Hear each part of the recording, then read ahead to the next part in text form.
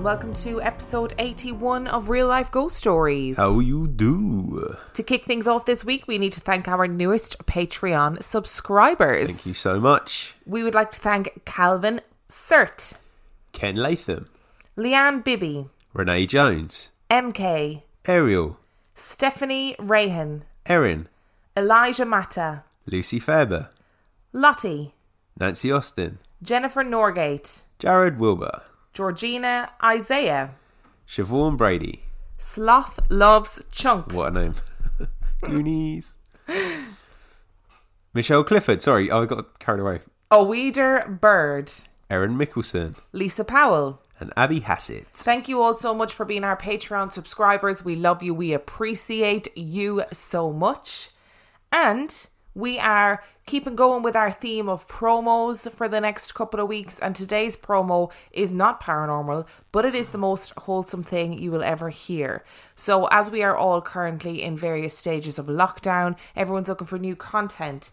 And we are promoting this week the podcast Fell in Love with a Hound, which is all about the trials, the joys, the tribulations, the victories of adopting a rescue greyhound. Oh my word. I know, which is like the sweetest thing ever. That's so cool. So if you listen to the promo and you enjoy, please go and listen to Fell in Love with a Hound. Hello and welcome to Fell in Love with a Hound, the podcast for people who love rescue greyhounds. My name's Laura Jane and I'm your host. I started this podcast after I adopted my first ever greyhound and realised what truly special dogs they are. I talk to owners and rescue centres about this amazing breed and share their unique stories. Each week I cover a different topic, from rehoming and fostering to health and vet tips and even some hound fashion. Please subscribe on iTunes, Spotify and anywhere else you find podcasts to never miss your weekly greyhound fix. You can also follow us for a cute greyhound photo a day on Facebook and Instagram at Fell in Love with a Hound. I hope you can join me soon, but in the meantime, have a fantastic day and give your hound a hug from me.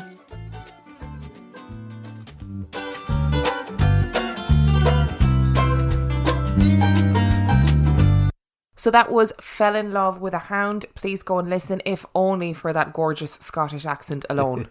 Oh, I just love it so much. And we also have a key worker shout out today. Yes, we do.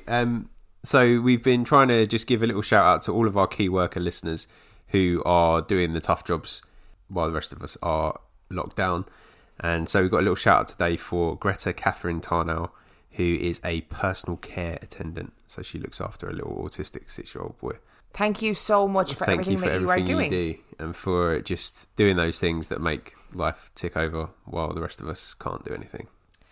Our film review this week. Our film review is Demonic. Demonic was released in 2015. It has 5.3 out of 10 on IMDb and 33% on Rotten Tomatoes. Would you like a synopsis? I would love one. A psychologist and a police officer investigate the deaths of 5 people who were killed while trying to summon ghosts in a notorious haunted house. So what were your thoughts on this film? I think I say this every episode, but I didn't mind it. I think you do too. Mainly because I'm easily pleased. It was good up until the wheels fell off at the end. I struggled to remember what film we watched this week, which is not a good sign. No, that's not. So today I was like, oh shit, did we watch a film? What film did we watch? And then I was like, oh yeah, it was that one. I'm going to give this film its due. There were some good jump scares in it. Yeah. Like good, kind of clever little jump scares. I'm all there for those jump scares because I jump at all of them. But I don't think it was very well thought out. And I actually thought it was quite confusing. I was into it, but it had a lot of horror movie stereotypes that bore the bollocks off me. I thought that the characters were so exaggerated that they became caricatures. Do you know that kind of way? So you had like the ultimate good guy, and then you had the dick. And then you had the girl who was like into all the dark shit, and it just bored me. I think. I didn't think it was boring. It might have bored you. I didn't think it was boring. I thought it was an okay film, actually, to be honest. Good at points. Jump scares were good. Good premise. Good concept. in terms of the way that they were going to do things. So they had some stuff where it was internal footage, so like handycam stuff. I thought they were going to do more with that, but they didn't really use it as well as I thought. The underlying story was interesting. I just think they blew their load a little bit at the end.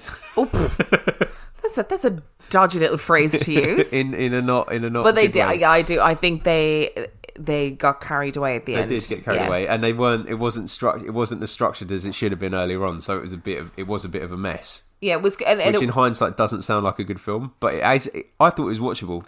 And do you know what aggrieved me more than anything else about this film is the absolute shoddy police work that happened the entire way through this film. So you have, like, in the beginning, a policeman is called out to this notoriously haunted house where this guy has heard screams. So he's like, oh, something's happened in the house. Goes in on his own. Yep. On his own. Backup. No backup. Nobody knows he's there. Only calls for backup when he finds somebody who he thinks is dead, who then gets up and flees the scene. Yep. That's the time he calls for backup. Yeah, and by this point, he's seen 3 dead bodies already, and he's still not radioed anybody. Nowhere in your police training, I don't think it says make stupid decisions on your own that are potentially dangerous. Yeah, I don't think it says that in your police training. It doesn't. And their questioning of the survivor is questionable at best as well. It's very intense. There's a lot of running in and out of places, and oh god, it's just very bad police work. It annoyed me. I think James Wan is a director on this,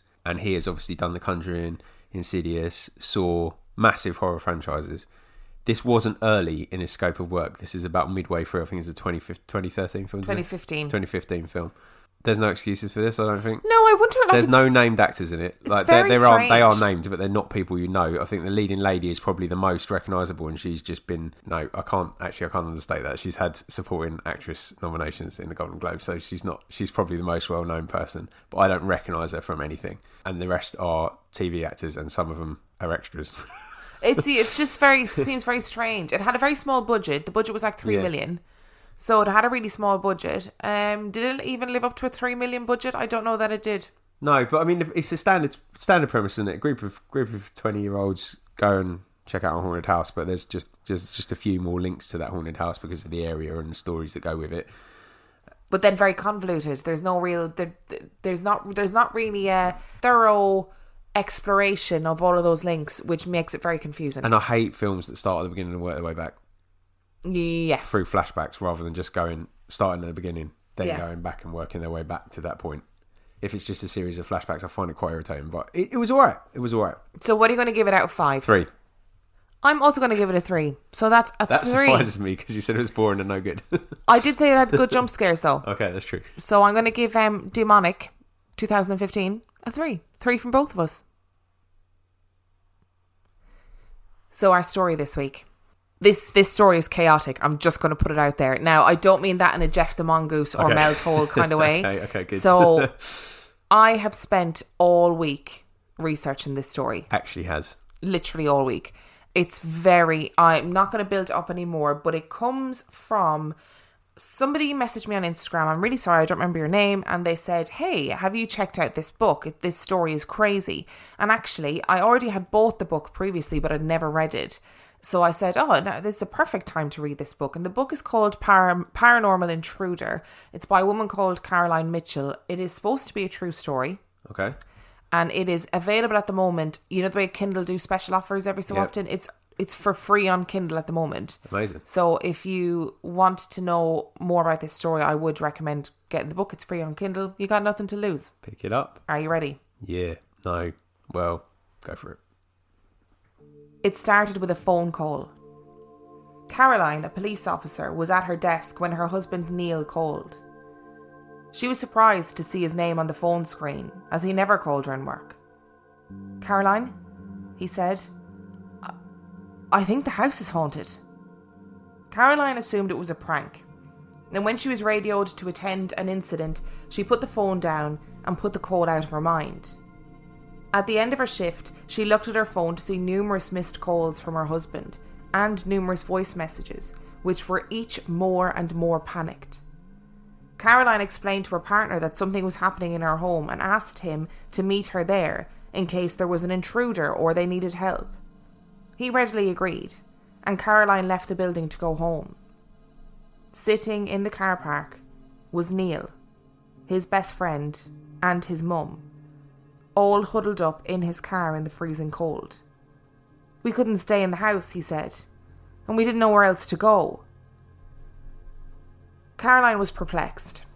What was being told to her by the ragtag group was absurd, but they were so sincere and so frightened. When she arrived home, her partner was there waiting for her and was thoroughly amused at the thought of ghost hunting. I mean, who wouldn't be? On entering the house, Caroline saw her kitchen had been completely trashed. She described it as being like the remnants of a Greek wedding. There was broken cups, plates, saucepan lids everywhere, and she began to berate her husband. Understandably. If this was a prank, then this was taking it pretty far. He explained that this was why he had been frantically ringing her all day, and finally pointed to a carving knife lodged in a drawer that had been thrown across the room. Caroline began to look around properly, recognising the earnestness of her husband's claims, and observed the absurdity of her surroundings. A milk carton, for example, was balanced precariously on the open door of the microwave, and the crockery was not just broken, it had been completely shattered, smashed into tiny pieces as though thrown repeatedly with immense force. As the group stood in the kitchen, Caroline began to tidy up. Because what else do you do when an unseen force has systematically trashed your kitchen? A cup, one of the only ones remaining, rose from the kitchen table, flew across the room and smashed on the floor. This was witnessed by Caroline, her husband, her police officer partner, her husband's friend, and her mother-in-law, and was quickly followed by a rapid series of odd events. If they left the room, there would be a crash or a thump, and something would have been moved from a cupboard and placed in the middle of the kitchen floor. A family portrait was removed from the wall upstairs and placed leaning against the wall. A plate was frisbeed from their teenage daughter's room out into the landing in front of her mother-in-law's eyes. Not only did Caroline not know what to do, but she also had no idea who she could even call. The evening rolled on, and finding no reasonable explanation as to what was happening in the house, Caroline and Neil decided they would leave for the night and go and stay with Neil's parents. Their children were already there, and their eldest son Joe had just arrived home from college. As they converged in the sitting room to discuss the plan for the night, a steady, methodical thump, thump, thump was heard from the hallway. Caroline and Joe went to check what the sound was and watched as the plate from their daughter's room was somehow sliding slowly down the staircase, one step at a time. The group watched in horror and immediately decided that they needed to get upstairs, collect their overnight things, and get the hell out of the house. Neil, Caroline, and Joe traversed the stairs together, all three frightened of going up alone, and separated at the top to collect their things. Caroline opened a closet door to get night things for the children, only to have the door slam closed with such force that it yanked her forward. She turned, ready to run down the stairs, and came face to face with her pale and wide-eyed son. "Mum," he stammered. "Something just tried to push me down the stairs. I had to grab the banister to stop myself from falling." Neil had been watching TV at home earlier that afternoon, when there was a knock on the door. It was his friend, Lee, popping in for a visit. When he got back to the living room, the TV remote was nowhere to be found. Lee and Neil searched the living room for around 5 minutes, but could find no trace of the remote. They didn't think anything of it, and went outside for a cigarette. On returning to the sitting room, Neil noticed that his keys were placed on an aerobics step in the middle of the floor, absolutely not where he had left them, and he began to feel uneasy. The pair went to the kitchen to brew some coffee and returned once again to the sitting room. This time, the keys had been moved from the step to the fireplace, and with the unease growing, Neil checked on his son David upstairs. David was at this moment engrossed in a computer game, and it seemed unlikely that he was embarking on some elaborate ruse to wind up his dad and his mate. Neil went back downstairs to find Lee pale-faced in the kitchen door. A large spray can of furniture polish was sitting in the middle of the kitchen floor, which definitely had not been there when they were making their coffee. And that was when the phone calls began. What? The screen simply said call. No ID or phone number flashed up. When he answered, Neil could hear a bizarre echoing sound. After hearing no voices or getting no responses, he put the phone on loudspeaker. Lee, obviously taking inspiration from paranormal TV shows, asked it to tap 3 times if it was a ghost. From the other end of the phone came 3 taps, as though someone or something was tapping the outside of the phone with a long fingernail. It was time for them to leave. Neil ran upstairs and grabbed David. He carried him downstairs and was quickly shushed by Lee, who was waiting at the bottom of the stairs outside the sitting room door. From inside there was a distinctive dragging sound. Holding their breath, they opened the door to see that the aerobic step had been moved from the middle of the room and was now propped up against the wall. They fled the house. A couple of hours later, Lee and Neil returned to the house to check on the dogs, who were fine, and it was then that they came across the knife lodged in the drawer and the balancing milk carton. They were really scared now because this seemed dangerous. They put the dogs in the garage, and as they made to leave the house, a growling began upstairs. A low, evil and terrifying growl that was neither human or dog, but was sinister in nature. Lee grabbed a roll of tinfoil as a means of defence and led the slow and steady charge up the stairs to take on whatever this creature was. I have to say that was probably my favourite moment in this book. I love it. It's so tense. It's so tense, this story. And then the weapon he chooses is that well-known ghost hunting implement, tinfoil. I love it. He was about 3/4 of the way up the stairs when he dropped the tinfoil, turned to Neil and scrambled for him, pushing him down the stairs, saying, get out, you've got to go. I've seen it, we've got to get out. Neil felt a burning sensation rising in his neck, and they realised that he had 3 razor-thin, deep gashes in the back of his neck. Fleeing the house, Neil and Lee picked the children up from school and instructed them to stay in the car.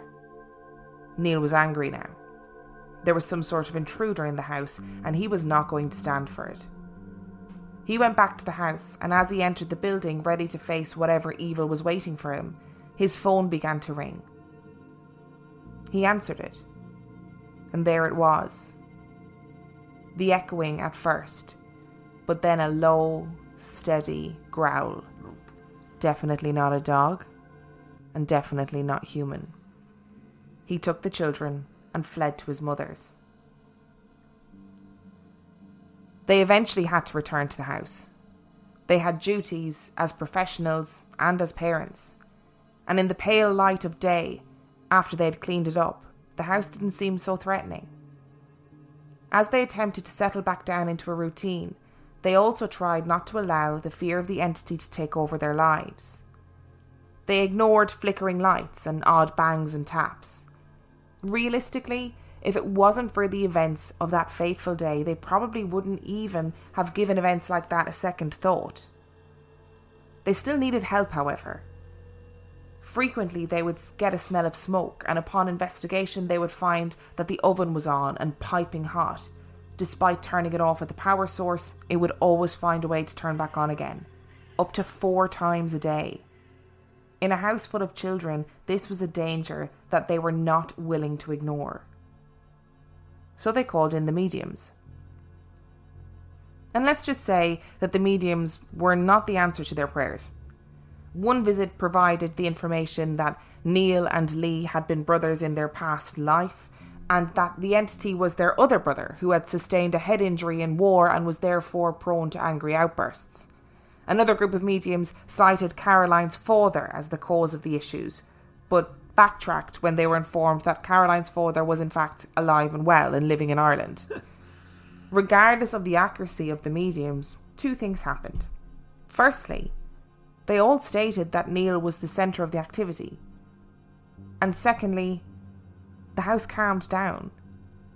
And just as suddenly as the activity started, it stopped and life returned to normal. For a time.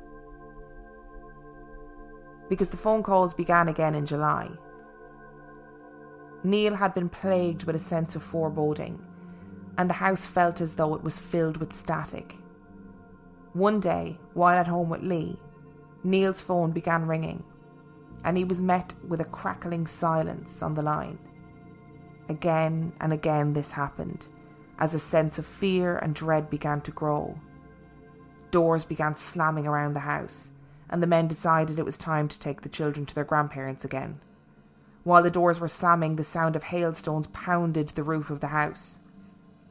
It wasn't until they were bundling the children into the car that they realised it wasn't hailstones.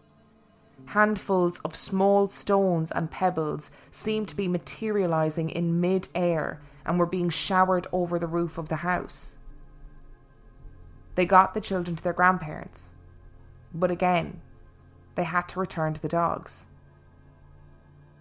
Neil and Lee returned to the house to yet again be assailed by pebbles, and this time small rocks, hurled with such force that the car was left dented. On entering the house, they were bombarded with cutlery being flung from seemingly mid-air, and both of their phones were plagued with phone calls that were coming from inside the house. Whatever was in the house was clearly back with a vengeance. Neil continued to be harassed with phone calls and objects being thrown at him, both in the house and elsewhere. He disconnected his phone and the calls still plagued him. When he answered, the entity was becoming more vocal, groaning and sighing. Neil went to the Catholic Church and sought an exorcism, and while he waited for a response, he made a startling discovery. In the house, in the kitchen, he found a note. A piece of paper folded up in the kitchen. And on that note, scrawled in unfamiliar handwriting in purple pen, was the word Neil. He decided that this was a way to communicate with the spirit, and invited it to respond. It did, eventually scrawling D-O-8 in shaky handwriting. It didn't make any sense. The worry continued, the attacks continued, the phone calls continued, and Caroline and Neil again reached out for help. 2 priests had agreed to visit them from the Free Church. On the morning of their visit, Neil's phone was continuing to receive call after call, except this time a beep came through, signifying that a voicemail had been left. Caroline listened, assuming that it was a real person trying to contact Neil. But the voicemail had clearly come from inside the house. Their conversation and the sound of the television could be heard clearly, as well as unknown male voices. Suddenly, crystal clear, a voice, dark and hoarse, said, "Fuck the priests." The priests from the Free Church arrived and quickly left after being barraged with phone calls and saying a few prayers. They implored the couple to again contact the Catholic Church, as this entity was beyond their remit. After they had made their hasty retreat, Caroline picked up one of the phantom phone calls and shouted at the entity, to be met with an inhuman voice growling and barking, "Neil!" down the phone, and eventually the growl turned to a cackle and ended with a violent, gurgling, vomiting sound. Again, the family were forced to move to Neil's parents' house. They embarked on a new tactic of ignoring the entity. They filled the house with laughter and music and television to drown out what was happening, and it seemed to work for a time. In the meantime, they continued to seek help and eventually got in contact with Mike Hallowell, a seasoned paranormal investigator who agreed to try and help them. Mike and his team visited numerous times, but the relationship became strained when the investigators implied that Neil's friend Lee was the one that was responsible for the activity. The entity had, at this stage, progressed to setting fires.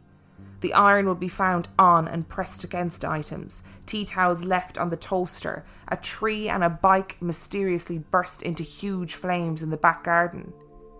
Neil continued to become more and more withdrawn, and his family members began to receive bizarre phone calls trying to sell them life insurance for Neil, or telling them that Neil's house had burnt down.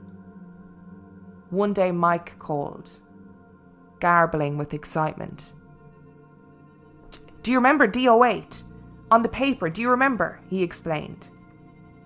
Well, the same letters appeared in another poltergeist case in South Shields. The entity wrote it with children's magnets. What if it's the same entity? It wasn't long after this that for the first time Caroline actually saw the entity in the house. She was cleaning the bathroom one day when she felt the prickling sensation on the back of her neck that someone was intently watching her. She turned and came face to face with a pale little girl. Oh, get out. She had huge, unblinking brown eyes full of sorrow, long brown hair and a pale pink dress, and in the blink of an eye she was gone. Caroline immediately, worried, prayed for her safety and went and told Neil. "It's not a little girl," he said, shaking his head. "It's him. This is what he does." Mike and his team arrived for another investigation, which this time would span over 2 days. They were not disappointed, as the entity banged, scratched and growled its way through the 2 nights, making objects disappear and reappear in different rooms and making its presence very much known in the house. Eventually, the entity made itself known in the most horrific way yet. While in their son's bedroom, the team realised that one of the group, Chris, was emitting a faint green glow. Mike decided to take some pictures, and illuminated by the flash of the camera, they saw that Chris's face was no longer his, but was the face of a gaunt, disfigured old man, causing them all to flee in shock and fear. While the activity continued, there was still no answer as how to actually get rid of it. It was again while Caroline was at work that she received a frantic phone call from Neil. She returned home, this time accompanied by 2 police officers. When she arrived, Lee and Neil were in the kitchen, staring at a puddle on the floor. Caroline was confused. Why in the world had they called her home for a leak? Neil pointed at the stairs silently, and she looked and saw something that filled her with horror. There were prints on the stairs, like hand or footprints, where something had clearly dragged itself up the stairs. But each print had long claws. While the cleanup operation began, a steady drip, drip, drip could be heard, and the police officers watched in amazement as droplets formed in mid-air and fell to the ground, making a puddle of stale urine on the floor. Trying desperately to figure out what the catalyst was, Lee was no longer allowed in the house. Instead, the men went to the local pub once a week. This seemed to work really well for everybody, for a while, until eventually the activity started in the pub. The entity would throw things at Neil, put things in his drink, flip the table he was drinking at, make loud, high-pitched noises around him, emit foul stenches around him, and generally make life as uncomfortable as possible for him while he was out and about. Rather than feel despaired by this bizarre turn of events, Neil embraced it. And eventually he found it funny. He found a way to communicate with Phil, as he now called the entity. 1 tap for yes and 2 taps for no. and Phil became a strange but oddly welcome member of their weekly pub trips. They would bring friends to the pub to show off Phil's abilities, engaging in long tapped-out conversations and giggling as he whistled, growled, barked, and made birdsong throughout the night. Except the problem was that this newfound friendship was never going to last long.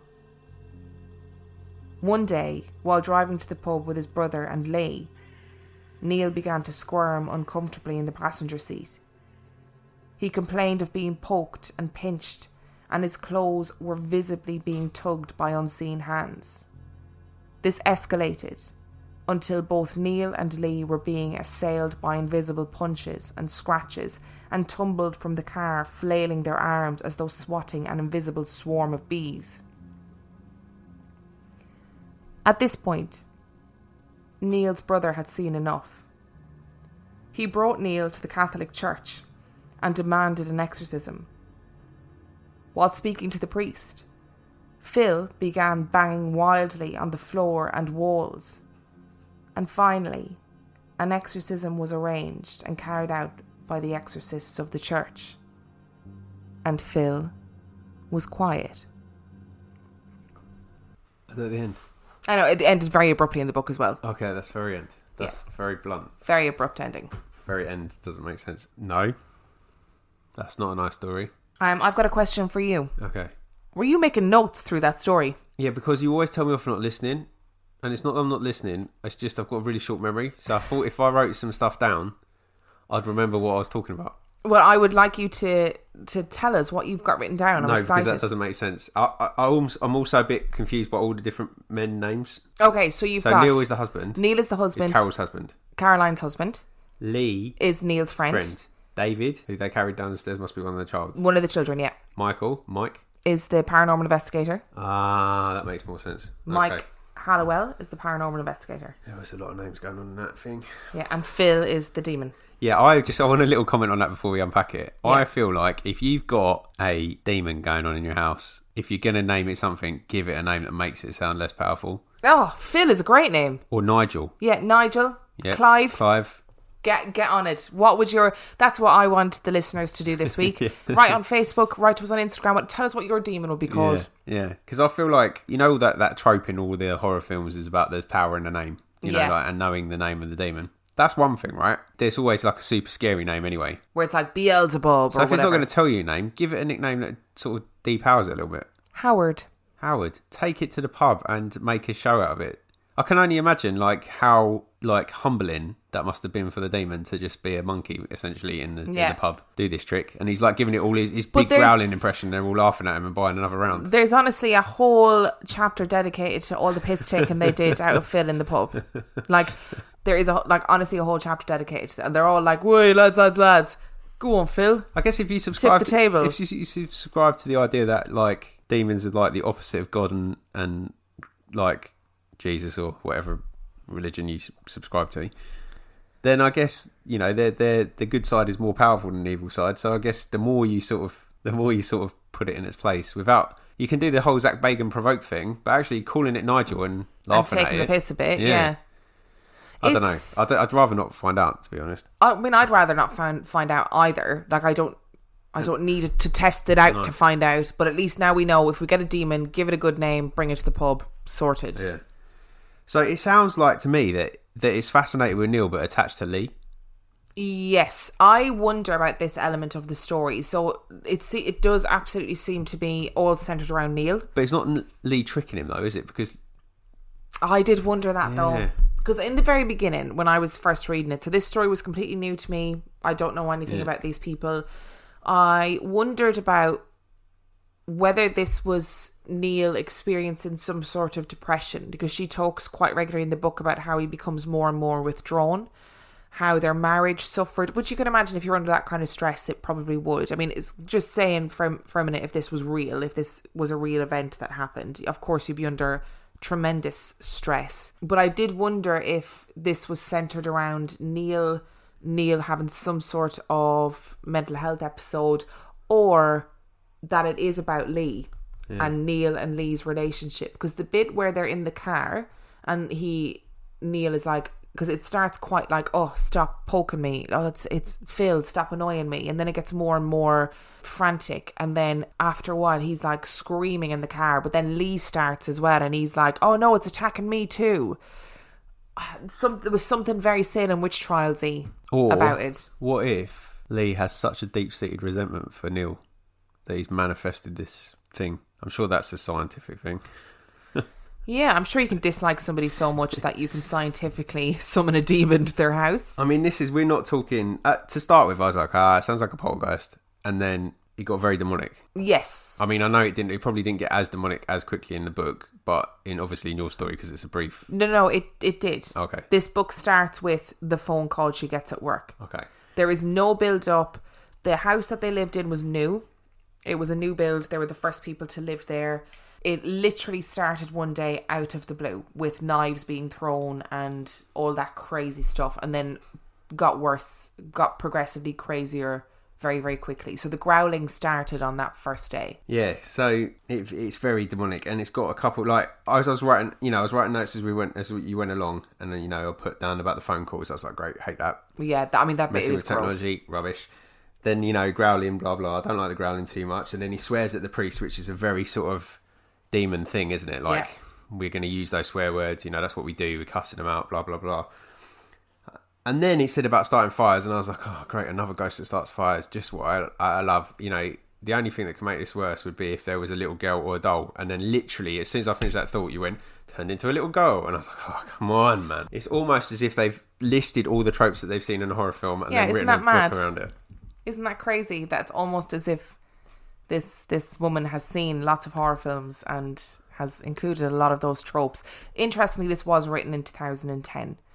So that's about the height of things like Ghost Adventures, where it was getting its first really big. Neil talks in it when she sees the little girl, where he's like, that's what demons do. They disguise themselves as little girls. Where in the world, who knows that? Like, that is something that has been born of horror films and shitty TV shows like Ghost Adventures and people who claim to be demonologists. I feel that, I've said this before, I feel like evil is a real thing and demons exist. But I think we've got to be very careful what we base our information on. Yeah. Because actually, the knowledge, if you're taking it from a purely sort of like, I believe in heaven, like, therefore there is a hell, it's coming from a spiritual text, right? So that really should be the basis of how we understand the other side, really. If that's what you're going for, if that's how you're prescribing it, then you should be doing that. There's nothing in the Bible about demons coming back as little girls with pale pink dresses. No. And giving you 3 scratches because apparently it's a mocking of the Trinity. Yeah. That's all Ghost Adventures bullshit. Well, I don't know whether it originates there. I'd imagine there's probably demonology texts and stuff. Can I use Ghost Adventures bullshit as like a sweeping like statement, a catch-all term for people who make stuff up about demons? And I know this next statement is not going to add any more credibility to it, but I was watching a little interview with Ed and Lorraine Warren that Matt, who's getting fed up with the shout-outs, sent me, and they were saying all poltergeists are demons. That's what they said in that interview. You know what else is interesting about this is that Annabelle. No, why are you bringing her No, but Annabelle. There was notes that were written in that story as well. Notes that appeared from nowhere. So I don't know. What's the DO8? Do you know the DO8? Apparently it's I didn't have time to research it because I literally finished writing this episode about 2 minutes before we started. I feel like that South Shields haunting was around the same time as Enfield, wasn't it? Maybe, I don't know. Maybe we could do an episode on it next week or the week after so I can find out what it's about. But I just feel like when I was reading this book, there are so many tropes that are genuinely, and maybe I'm just being too cynical, but it sounds like there are a bazillion and one different elements from like really famous horror films, or all that demonology stuff seems to be taken into it. I don't know. I just need to do some fact checking. Yes. Because again, my brain's a bit scrambled. So they moved into this house. Yeah. And then it started happening. So it's a new house for them. New house for them. Okay, they were the only family that ever lived there. Okay, so that provides them with a get out for context, doesn't it? Okay. It does. Oh my God, are you being cynical? Are you being critical of this story? Dan. If we take this at face value, yes, there's so many pointers that we would read. Now, I know you call it Ghost Adventures bullshit, but there's lots of pointers that we know are tropes from other cases, so different things that we see those kind of things. So we know, from not just from ghost offences, but we know from like the Enfield haunting, there's barking. Yeah, we know from The Exorcist, which is obviously loosely based on something that's true. We know about the whole swearing and the priest, and it's a common thing for demons, isn't it, to curse out Christ and stuff like that. So there's also another really famous haunting case in America where pools of water formed and stuff dripped from the walls. I did like the little twist that it was urine. If we look at it at face value, it's got a lot of stuff going on that we know is demonic, is very poltergeist activity, the flow of the knives, stuff moving, stuff being thrown, seeing the person, getting different feelings, scratches, being pushed down the stairs. The distorted face was interesting because I saw something recently where it was some footage from a seance where this woman's face changes in a very subtle way, and it was horrifying. But again, it's another trope. It's something that happens. You're supposed to see it, and it's not necessarily a change in behaviour, but it's a change in the way that they look to everybody else. That's the way they appear. So if you take it at face value, it's got a lot of evidence. However, I am saying that there's too much evidence in this case. Right? Too much evidence. Where is it? Because apparently this thing wouldn't let itself be filmed.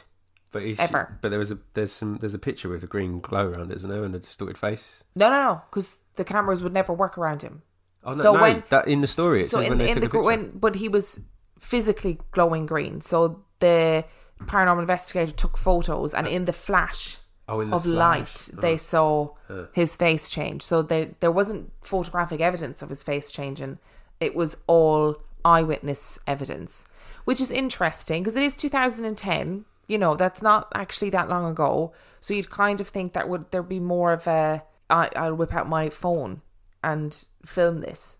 You know what I mean? Yeah. To me, the more I think about it, the more it is filled with those tropes that we all know. The other thing, which is no disrespect to the author, but she has since gone on and written very many more books.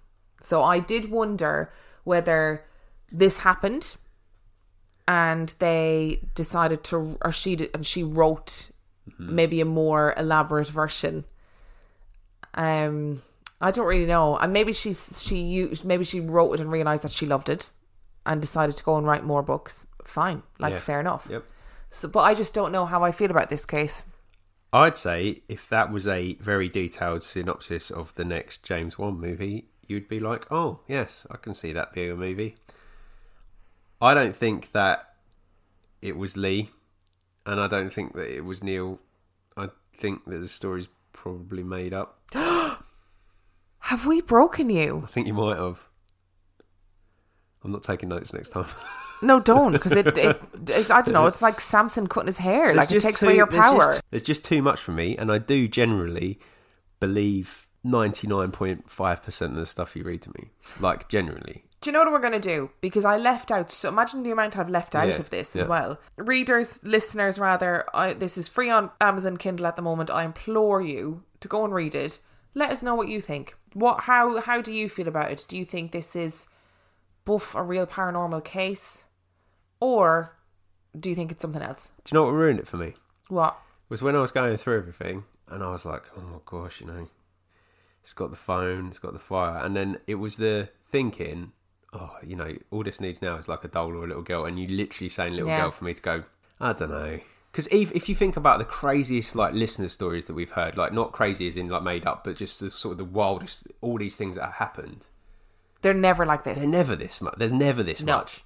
It's like there might be a lot, but it'll be, oh, we heard footsteps up the stairs, or if there was this hand that came around, or the lights went off, or we got a mystery phone call, or maybe all of those things, but not to the degree of this. This is full blown, setting fire, throwing knives, throwing. Where did the pebbles come from? Yeah, there was quite a lot of cereal like Rice Krispies materialising out of thin air and being thrown at people too, which I thoroughly enjoyed. I mean, if you could materialise Rice Krispies out of the air, you could somehow work out a way of also materialising the packaging. You could make a mint there. Oh no, I'd just be really happy because if I could materialise Rice Krispies out of thin air, sorted, wouldn't you? Everyone knows how much I love cereal. Or if it was Cookie Crisp, even better still. Yeah, better still. There's just too much going on in this for me. I think I was freaked out for a long time, but then when I had that thing that I just said about, I was like, I'm not on board anymore. Fair enough. We're gonna leave it there. Okay. Would you like some new reviews? I'd love some, thank you. Our first review comes from Touring Bubble, who says, love the stories even as a skeptic. Even though I don't believe in ghosts, I've always loved a good ghost story, and Emma is one of the best at telling them. As an American, it's also awesome to hear lesser known stories from Ireland and the UK. Dan always manages to catch me off guard with his steadfast explanations of Watchers or whatever weird thing Emma has never heard of. I'm caught up on the back catalogue and can't wait to hear more spooky stories. I'm excited for the eventual conclusion where Bims dropkicks a black-eyed kid down the stairs to escape Freddy. Thank you so much. That's a great review. And our second one comes from Ollie Short Dad, which is entitled Best Accents Ever. I found this podcast a couple of weeks ago and binged every chance I got. I'm all caught up, so now I have to leave a review. I couldn't find any way to review on other than iTunes, so I dug out my old dead iPhone 4S and charged enough to write this review. I absolutely love this podcast so much. Emma and Dan are a great team and have such a fantastic chemistry. I love the accents as well. To be honest, I came for the paranormal stories, but the accents hooked me. I've listened to other paranormal podcasts, but it's the only one I've stuck with and reviewed. Y'all are awesome. Thanks for this little slice of humour heaven. Thank you so much, and for the lengths you went to write that review. That is something else, getting that old iPhone out of retirement. And finally, Holly K28, eerie and entertaining. I love all things spooky and was looking for a paranormal podcast to listen to on my hour-long commute when I stumbled across this one. The stories are great, Emma and Dan are so fun to listen to, and the movie reviews are super helpful. I'm trying to watch a horror movie per day in October. A lot of them wind up being short films, so I'm taking notes on their reviews to add to my list for this year. Thank you so much. Yeah, and let us know how that goes. How it went. Oh, was that because that was? Yeah. Oh, yeah, that's how far behind we are, aren't we? We are very far behind. If you enjoyed this week's episode, you can find me on Instagram at Real Life Ghost Stories. You can find Dan on Instagram at 50p Movie Club. You can find us on Twitter at Real Ghost Pod. You can find us on Facebook, Real Life Ghost Stories Podcast. Give the page a like and join our supergroup, or LGS Supergroup. The password is Emma and Dan. You can send in your own stories to be read on our mini episodes on a Wednesday to Real Life Ghost Stories Podcast at gmail.com.